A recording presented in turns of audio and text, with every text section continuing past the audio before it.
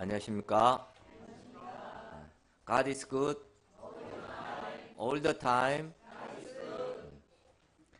오늘 말씀의 제목은 믿음의 선한 싸움을 싸우라! 입니다. 다 같이 한번 오늘 제목을 읽어볼까요? 다시 한번 읽겠습니다. 다 같이 시작. 믿음의 선한 싸움을 싸우라! 올림픽 선수들이나 국가대표 선수들을 보면은 훈련을 할 때도 대충 하지 않습니다. 이렇게 젖먹던 힘까지 숨이 이제 넘어가기 바로 직전까지 훈련을 합니다. 그리고 이제 본선에 이제 나갑니다. 본선에 나가서도 상대방과 대충 싸우지 않습니다. 마지막 힘까지 싸웁니다. 그 올림픽 선수들이 어떻게 싸우는지 한번 좀 볼까요? 장동호 목장님. 사진을 먼저 좀.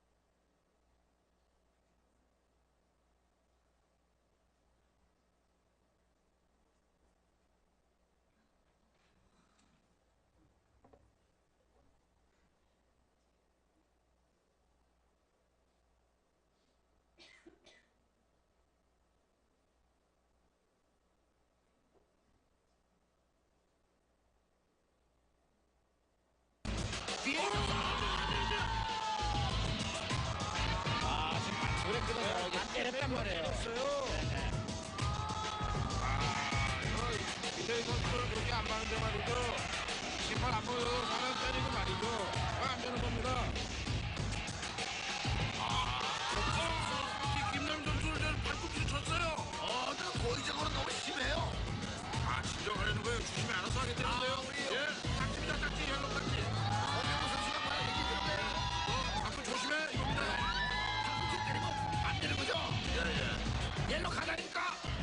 김남일 선수가 때렸다고 얘기해주는데 심판이 말이죠. 그만 안 되는 거예요. 그만합시다. 신인크 감독도 말이죠.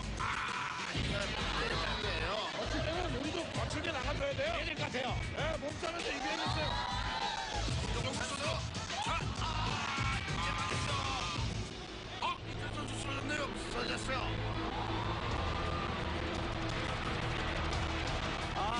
제가 생각하기에는 동료 선수의 선수인가요? 가지고 가져왔대요.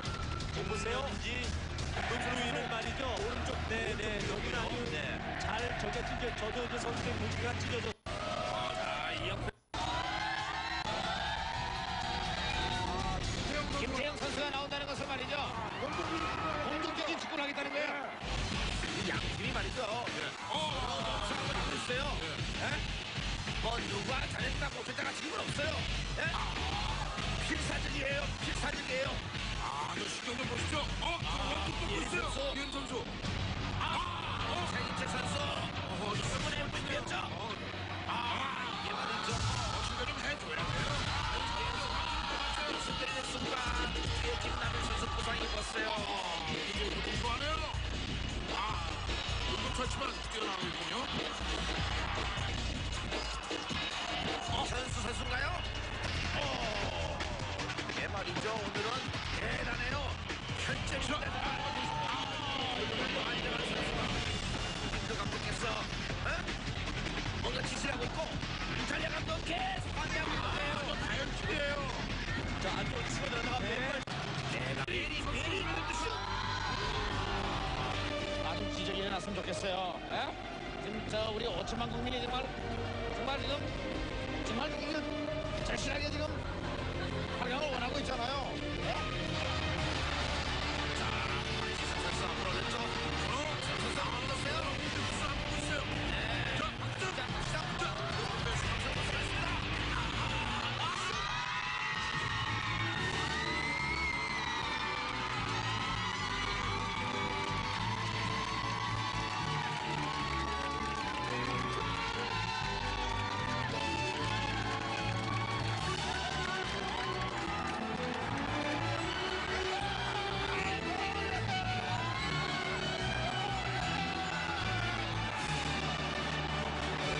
여기까지 좀 보겠습니다. 예. 선수들이 대충 합니까? 그렇지 않습니다. 온몸을 다해서 왜 저렇게 합니까? 상급이 있기 때문에 그렇습니다. 우리가 지난주 말씀의 키워드는 연단하라였습니다. 오늘 말씀의 키워드는 싸우라입니다. 연단하라는 것은 train yourself로서 끊임없이 훈련하는 것입니다. 싸우라는 것은 그야말로 파이팅하는 것을 말합니다. 이는 마치 월드컵 본선을 앞둔 국가대표가 끊임없이 훈련을 하고 드디어 본선에 나가 수많은 관중 앞에서 경기를 치르는 것을 연상시킵니다. 이는 또 요즘 시대가 연상시킵니다. 10년 초부터 좀 센 말씀들이 이어지고 있습니다. 이는 요즘 시대가 하도 어수선해서 우리가 세상 돌아가는 것에만 관심을 두고 넉놓고 있기 쉽기 때문에 우리에게 주시는 말씀이라고 생각합니다. 우리가 오늘 믿음의 선한 싸움을 싸우라 하시는 이 말씀을 깊이 들을 수 있기를 기도합니다. 제가 잠시 기도하고 시작하겠습니다. 감사하신 하나님 아버지, 이 시대 가운데 저희가 세상에 눈을 돌리고 이 세상에 관심을 갖고 또 넉넉히 있기 쉬운 것을 깨닫습니다. 그러나 이 시간 디모데 말씀을 통하여서 믿음의 선한 싸움을 싸우라 하시는 이 주님의 명령의 말씀을 깊이 듣게 도와주시고 싸우고자 하는 결단을 하게 도와주시기를 간절히 기도합니다. 예수님 이름으로 기도합니다. 오늘 말씀을 통해 우리가 하나님의 부르심을 입은 하나님의 사람으로서 이 시대에 가장 힘써야 할 것이 무엇인가 배우고자 하기를 기도합니다. 또 무엇보다 올 한 해 믿음의 선한 싸움을 싸우고자 하는 결단을 하고 믿음이 성장하고자 하는 영적 소원을 던집을 수 있기를 기도합니다. 3절을 보십시오. 누구든지 다른 교훈을 하며 바른 말, 곧 우리 주 예수 그리스도의 말씀과 경건에 관한 교훈을 따르지 아니하면, 당시 에베소 교회에서는 다른 교훈을 말하는 사람들이 있었습니다. 예수님의 십자가로만은 구원이 충분치 않다. 할례를 받고 율법도 지켜야만 구원을 완성할 수 있다 하고 공경원이 주장하는 사람도 있었습니다. 어떤 자들은 입만 열면 족보타령을 하였습니다. 디모데 목자님, 애굽에서 총리를 지내신 요셉을 아십니까? 바로 그 요셉 조상님이 저의 32대 조상님입니다 하며 다른 사람의 기를 죽이고 다녔습니다. 요셉 조상으로 인해 자신은 천국행은 따놓은 당상이라고 생각했습니다. 양들이 몰려와 창세기 1장 태초에 하나님이 천지를 창조하시니라 말씀 공부를 하고 있는데 옆에서 공경원이 허탄한 신앙을 이야기하는 자들이 있었습니다. 어떤 신이 내려와 어느 도시를 세웠다는 등, 그래서 어느 여자와 결혼해서 어느 가문을 세웠다는 등, 심지어 단군 할아버지와 옥녀가 어쨌다는 등 밑도 끝도 없는 이야기를 하고 돌아다녔습니다. 한마디 말씀에 깊이 순종하고자 투쟁하기보다 변론과 언쟁만을 일삼는 자들도 있었습니다. 나이 어린 디모데가 섬기는 교회에 이런 자들이 돌아다닌다고 생각해 보십시오. 이런 자들은 어떤 자들입니까? 말씀 앞에서 교만한 자들입니다. 많이 아는 것 같지만 실상은 아무것도 알지 못하는 자들입니다. 경건의 능력은 없고 이론만 그럴싸한 자들입니다. 잎사귀만 무성할 뿐 열매가 없는 자들입니다.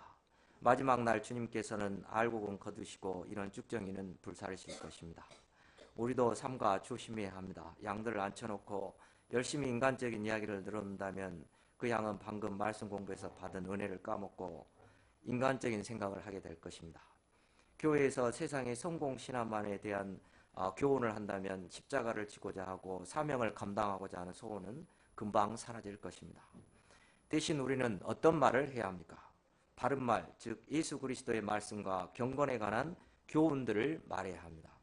한마디를 해도 영적인 말을 하고 격려하는 말, 믿음의 말을 해야 합니다. 그렇지 않다면 그냥 아무 말 없이 옆에서 귤을 먹으면서 잘 웃어주면 좋을 것 같습니다. 변론과 언쟁과 이론만을 주장하는 자들의 결과가 어떠합니까? 이들로 인해 투기와 분쟁이 일어납니다. 편이 갈라지고 서로를 비방하게 됩니다. 마음이 부패해지고 결국 진리에서 떠나게 됩니다. 자기 부인 자기 십자가 말씀은 쏙 빼고 양들이 좋아하는 말만 하게 됩니다. 결국은 학원에서 강의하고 돈을 받는 것처럼 목회를 주장해서 돈을 벌고자 합니다. 만일 그렇다면 우리 중에 일대일을 가장 많이 하고 말씀을 가장 많이 전하신 누가 목자님 가정이 돈을 가장 많이 벌었을 것입니다. 실제로 부자 도시인 에베소에서 이 같은 방법으로 돈을 버는 자들이 있었던 것 같습니다. 디모데가 이들을 부러워하고 아무것도 가진 거 없는 자신을 바라볼 때 손해의식이 들고 장래에 대한 염려가 들기 쉬웠습니다. 바울은 이런 그에게 자족하라고 말합니다. 6절을 보십시오. 자족하는 마음이 있으면 경건이 큰 이익이 되느니라. 자족이란 자신의 분수에 만족한다는 뜻입니다. 대개 사람들이 분수를 넘어서 도에 지나치게 욕심을 부리기 때문에 불행하게 됩니다. 인생은 우리가 잘 알듯이 공술의 공수거입니다. 그러므로 우리가 먹을 것과 입을 것이 있으면 족한 줄로 알아야 합니다.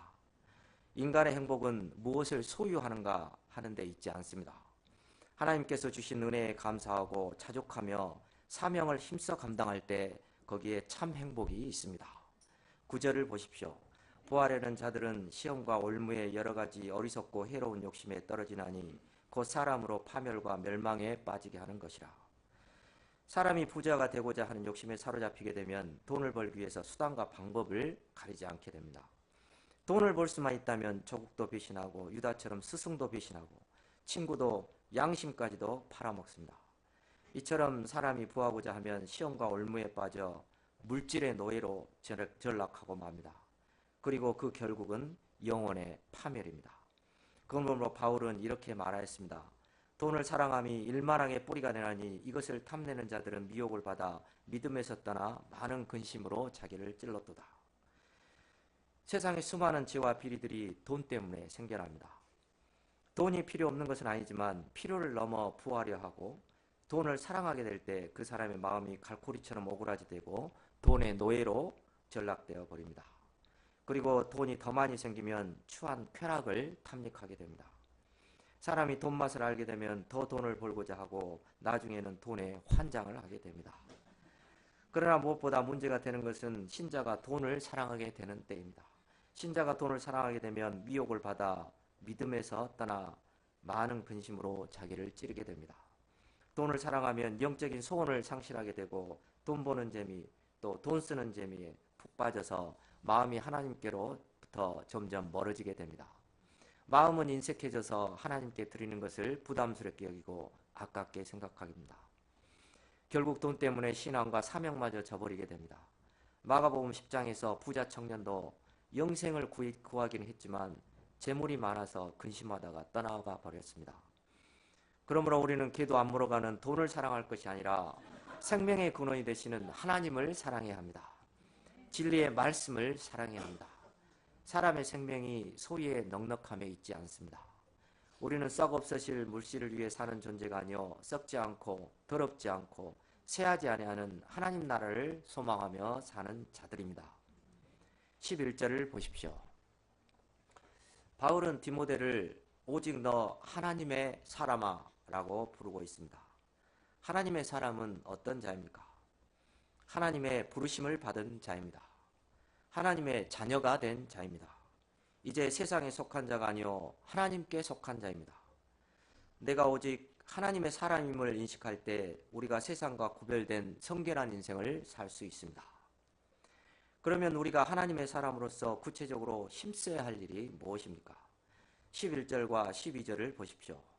다 같이 읽겠습니다. 시작.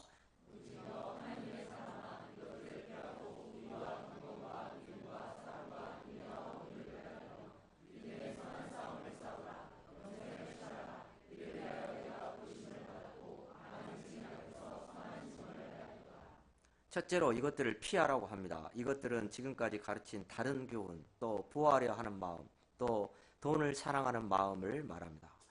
피하라는 것은 적극적으로 도망가라는 뜻입니다. 우리는 죄의 유혹이 나를 더럽히기 전에 아예 멀리 도망가야 합니다. 둘째로 의와 경건과 믿음과 사랑과 인내와 온유를 좇아야 합니다. 여기서 좇는다는 것은 추구하고 지향하는 것을 말합니다. 이것은 모두 내면적인 것입니다. 세상 사람들은 외적이고 현실적인 것을 추구하지만 하나님의 사람은 내면적이고 영적인 것을 추구해야 합니다. 위의 것을 생각하고 땅의 것을 생각지 말아야 합니다. 성령을 쫓아 살아야 합니다. 이처럼 영적인 것을 추구하는 자의 내면에는 의와 평강의 열매가 맺히게 됩니다. 이는 돈으로 살 수 없는 것들입니다. 의와 경건과 믿음과 사랑, 인내와 온유를 쫓는 생활은 구체적으로 예수님을 배우는 삶입니다. 그리스도의 아름다운 성품을 닮아가는 생활입니다. 저희들이 날마다 예수님의 성품을 본받기에 힘쓰므로 그리스도의 장성한 분량까지 이룰 수 있기를 기도합니다. 셋째로 하나님의 사람은 믿음의 선한 싸움을 싸워야 합니다. 여기서 싸우다는 것은 헬라어로 아고니주로서 올림픽 같은 경기에서 이기기 위해 혼신의 힘을 다해 애쓰는 것을 말합니다. 우리가 세상에서 발을 붙이고 살기 때문에 매번 도전을 받습니다. 항상 선택의 갈림길에 놓이게 됩니다. 그때마다 믿음의 길을 갈 것인가, 세상 사람들이 가는 길을 갈 것인가, 인간적인 방법을 택할 것인가, 아니면 어렵지만 영적인 방법을 택할 것인가, 좁은 길을 갈 것인가, 넓은 길을 갈 것인가, 나를 기쁘게 할 것인가, 하나님을 기쁘시게 할 것인가. 때마다 믿음의 선한 싸움을 해야 합니다. 넓은 길은 쉽고 편하고 영적으로 싸우지 않아도 됩니다. 그냥 세상 조류를 따라 둥둥 떠내려가면 됩니다. 그러나 그 길은 필히 멸망으로 이어지는 길임을 알아야 합니다. 세상 사람들도 그리 편하게 살지만은 않습니다. 하루하루 매일매일 치열한 싸움을 하고 있습니다. 그러나 그것은 권력과 물질, 세상에서 성공을 위해 하는 아기다툼 싸움입니다. 반면에 우리의 믿음의 싸움은 선한 싸움입니다. 위대한 싸움입니다. 가장 가치 있는 싸움입니다. 하나님을 기쁘시게 하는 싸움이요, 영생을 취하는 싸움입니다. 생명을 살리는 싸움입니다. 그러면 믿음의 싸움은 무엇입니까? 어떤 상황 가운데서도 하나님께서 나를 사랑하시고 가장 좋은 길로 인도하신다는 것을 믿는 것입니다.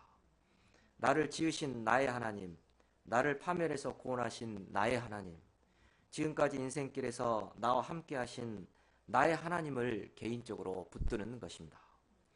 이 하나님께서 앞으로도 나를 가장 좋은 길로 인도하실 것을 믿는 것입니다. 믿음의 싸움은 무슨 일을 하더라도 또 믿음으로 하는 것입니다. 먹는 것도, 입는 것도, 공부도, 취직도, 직장도, 사업도, 자녀 양육도 믿음으로 하는 것입니다.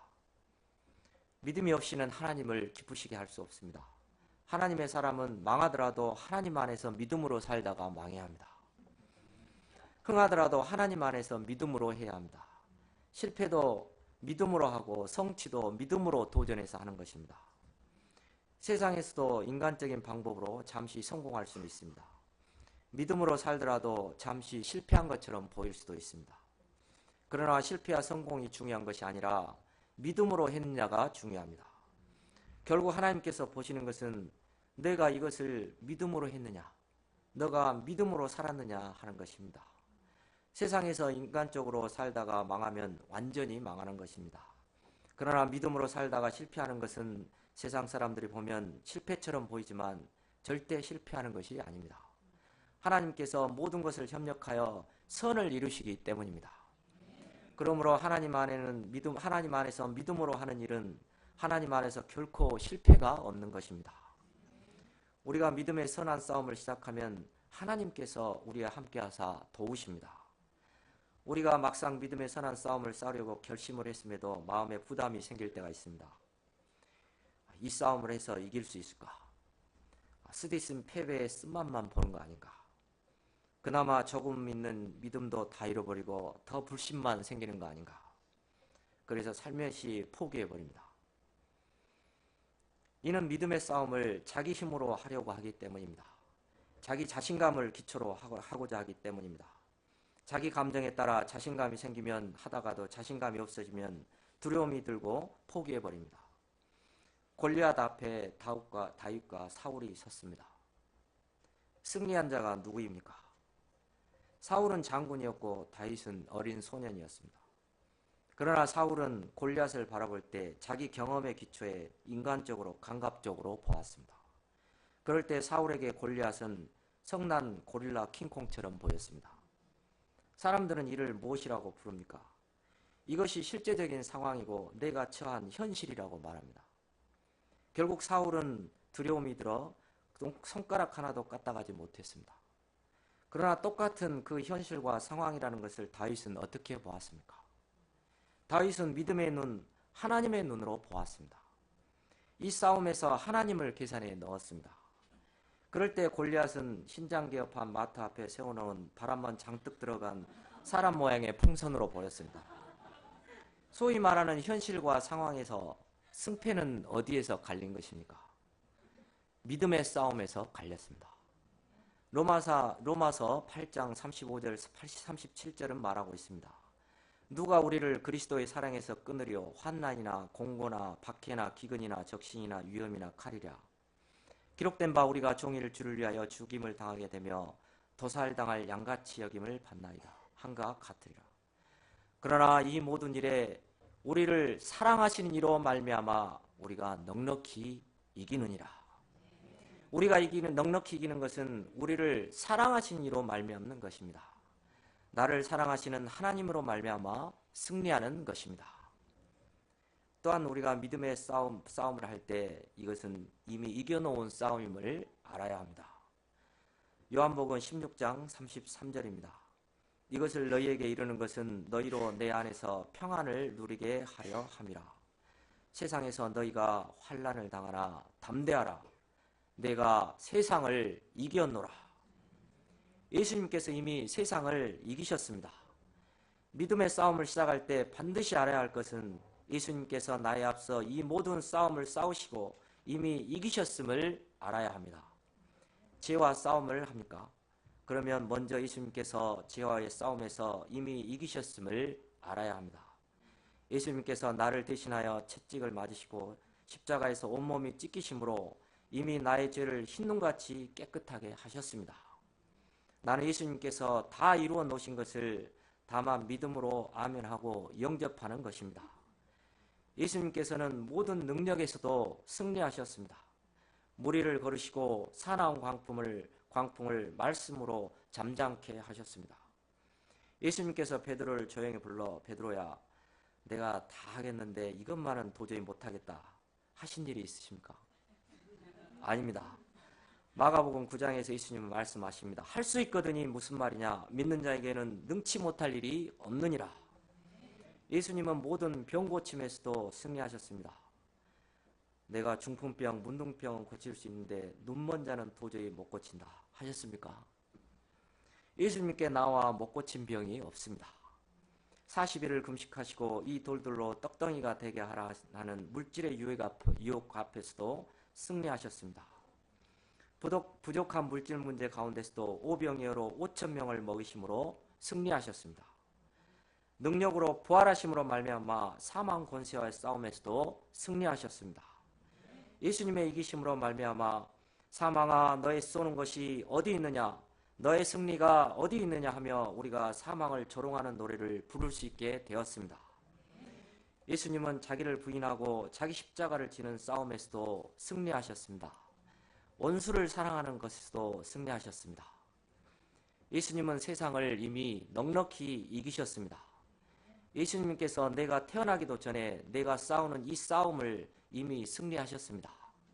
정확히 말하면 태초부터 천지가 창조되기 전부터 아담이 죄를 범하기 훨씬 이전에 이미 승리해 놓으셨습니다. 그러므로 예수님을 믿는 믿음 안에는 패배의 어두움이 조금도 없습니다.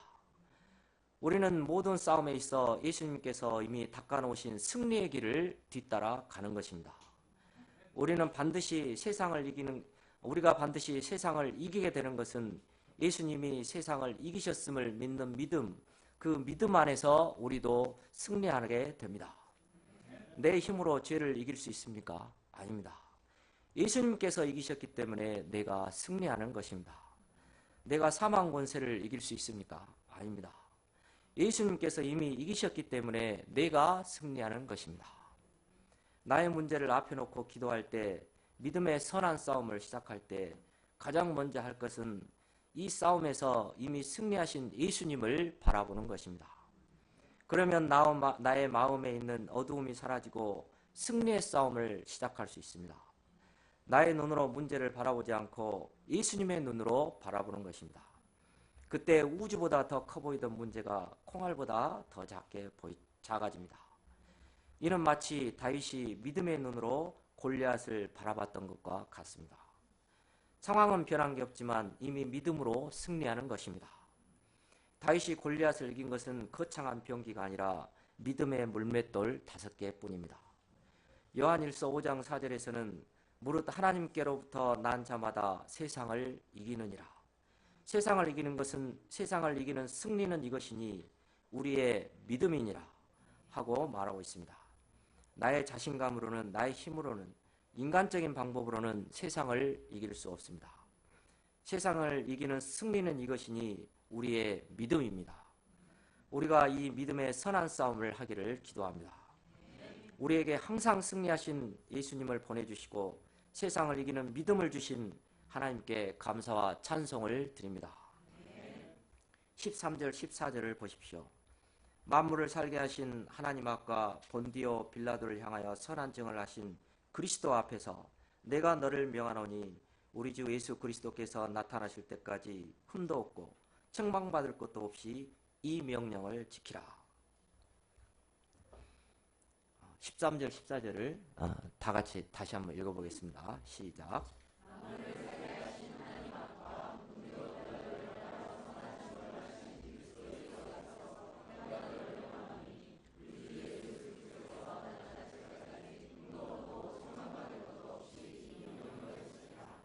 바울은 디모데에게 믿음의 선한 싸움을 싸우라 하고 명령합니다.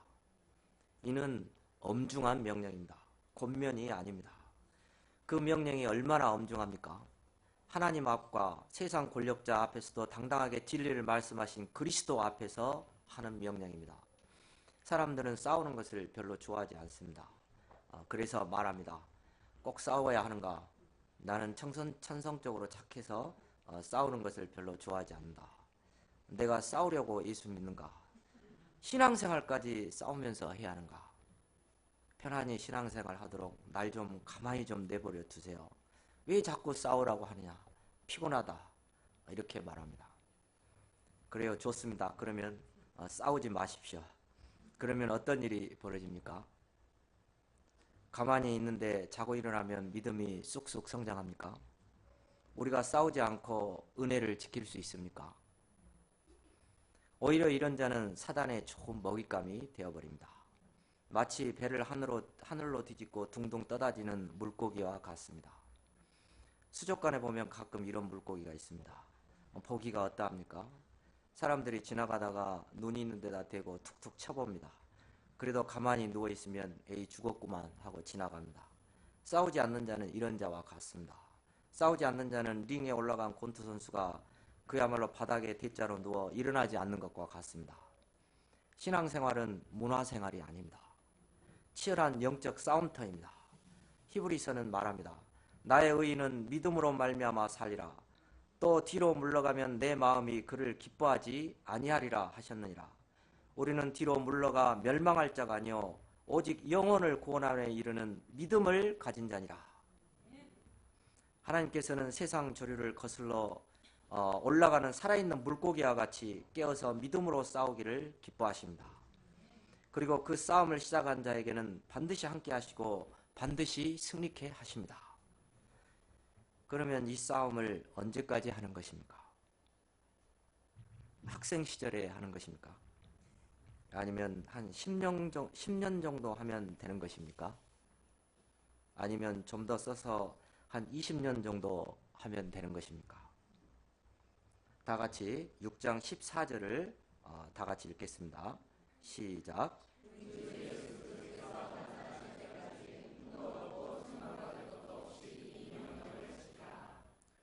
언제까지 하라고 되어 있습니까? 우리 주 예수 그리스도께서 나타나실 때까지,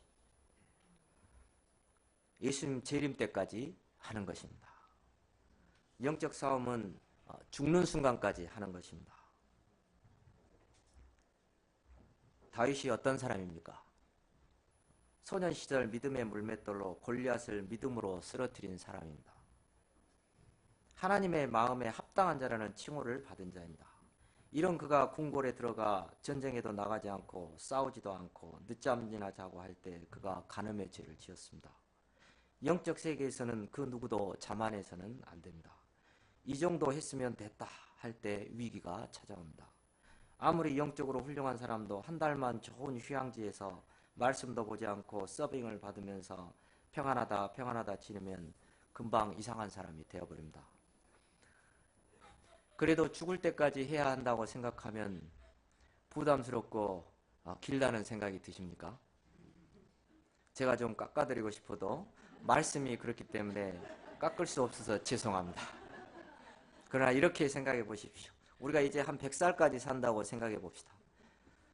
지환 형제님 몇 살입니까? 26. 그럼 몇 년 남았습니까? 76년 남았습니다. 그죠? 74년 남았습니다. 저는 지금 50이니까 앞으로 50년 남았습니다. 우리 중에 제일 많이 남은 사람이 누구입니까? 동민이 몇 살입니까?